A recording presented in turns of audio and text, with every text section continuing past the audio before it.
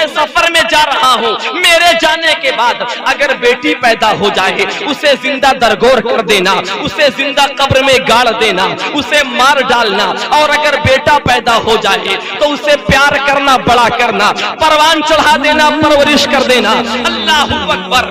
تہیہ قلبی کہتے ہیں یا رسول اللہ, اتنا کہنے کے بعد میں سفر میں نکل جاتا ہوں. جب میں سفر سے واپس آتا ہوں کئی سالوں کے بعد, جب میں سفر سے واپس آتا ہوں دروازہ کھولتا ہوں تو کیا دیکھتا ہوں, میرے گھر میں ایک لڑکی موجود ہے جو بڑی حسین و جمیل ہے, بڑی خوبصورت ہے. میں حیران رہ جاتا ہوں, میں پریشان ہو جاتا ہوں کہ میرے گھر میں لڑکی کہاں سے آ گئی. اللہ اکبر. تہیہ قلبی کہتے ہیں یا رسول اللہ, دیکھنے کے بعد اپنی بیوی کے پاس جاتا ہوں اور جانے کے بعد کہتا ہوں, اے میری بیوی یہ بتاؤ یہ گھر میں لڑکی کہاں سے آ گئی, یہ لڑکی کون ہے. میری بیوی سہم جاتی ہے, میری بیوی ڈر جاتی ہے, اور میری بیوی نے کہا, میرے سرتاج, میرے شوہر نامدار, آپ کو پریشان ہونے کی بات نہیں ہے, یہ بیٹی آپ کی نہیں ہے, یہ بیٹی تو پڑوس سے آئی ہے, یہ پڑوس کی بیٹی ہے. تہیہ قلبی کہتے ہیں یا رسول اللہ, لیکن مجھے سکون نہ ملا,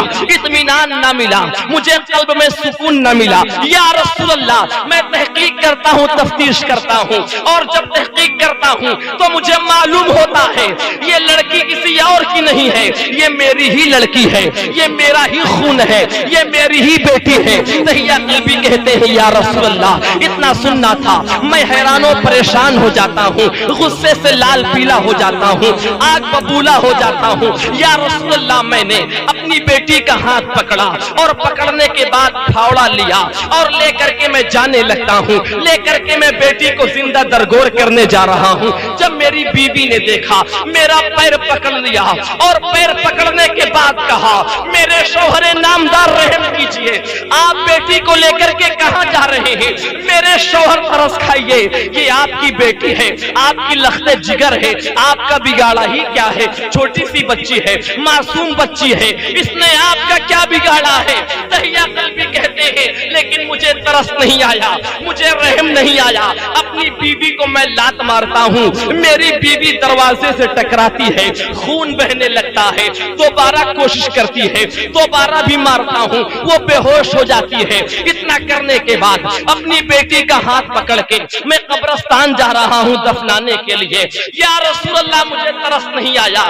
راستے میں وہ بیٹی مجھ سے پوچھ رہی تھی, بابا جان کہاں جا رہے ہیں, مجھے لے کر کے کہاں جا رہے ہیں. لگتا ہے کسی تقریب میں جا رہے ہیں, کسی شادی میں جا رہے ہیں, میلہ میں جا رہے ہیں. اللہ اکبر. تہیہ قلبی کہتے ہیں یا رسول اللہ, وہ لڑکی مجھ سے پوچھ رہی تھی لیکن میں جواب نہیں دے رہا تھا. جب میں قبرستان پہنچتا ہوں, میں قبرستان کھودنا شروع کر دیتا ہوں, میں پھاوڑا چلا رہا ہوں, میری بیٹی میری مدد کر رہی ہے, میں پھاوڑا چلا رہا ہوں, وہ مٹی کو ہٹا رہی ہے. جب قبرستان تیار ہوتی ہے میں بیٹی کو پکڑتا ہوں, اور پکڑنے کے بعد میں قبرستان میں بیٹی کو ڈال دیتا ہوں. میری بیٹی رونے لگتی ہے, چیخنے لگتی ہے, چلانے لگتی ہے.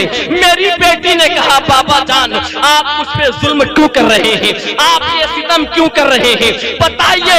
میں نے آپ کو کبھی پریشان کیا ہو تو بتائیں, میں نے کبھی آپ سے پیسہ مانگا ہو تو بتائیں, میں نے کبھی آپ کو کچھ کہا ہو تو بتائیں, کبھی آپ کو تنگ کیا ہو تو بتائیں.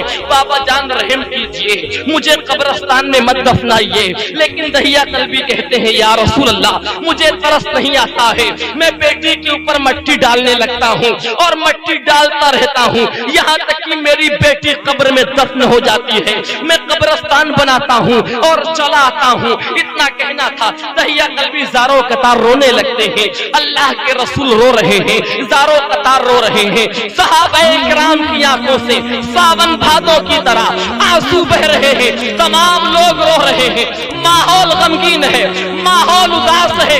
اللہ اکبر. اتنا ہونا تھا, حضرت جبرائیل خدا کی بارگاہ سے نبی کی بارگاہ میں آتے ہیں اور آنے کے بعد کہتے ہیں یا رسول اللہ, آپ تہیہ قلبی کو کہہ دیجئے اگر یہ کلمہ پڑھ لیں گے اور اپنے سابقہ گناہوں سے توبہ کر لیں گے تو اللہ ان کو گناہوں سے ایسے پاک کر دے گا جیسے ابھی ماں کے پیٹ سے پیدا ہوئے ہیں. اللہ अल्लाहू अकबर दहिया कल्बी, इतना सुनते हैं तो हैरान रह जाते हैं, अल्लाह के रसूल पे कुर्बान हो जाते हैं, कलमा पढ़ते हैं, कलमा पढ़ के मुसलमान बन जाते हैं। तभी तो किसी शायर ने कहा था वो हर आलम की रहमत है, किसी आलम में रह जाते, ये उनकी मेहरबानी है कि ये आलम पसंद आए।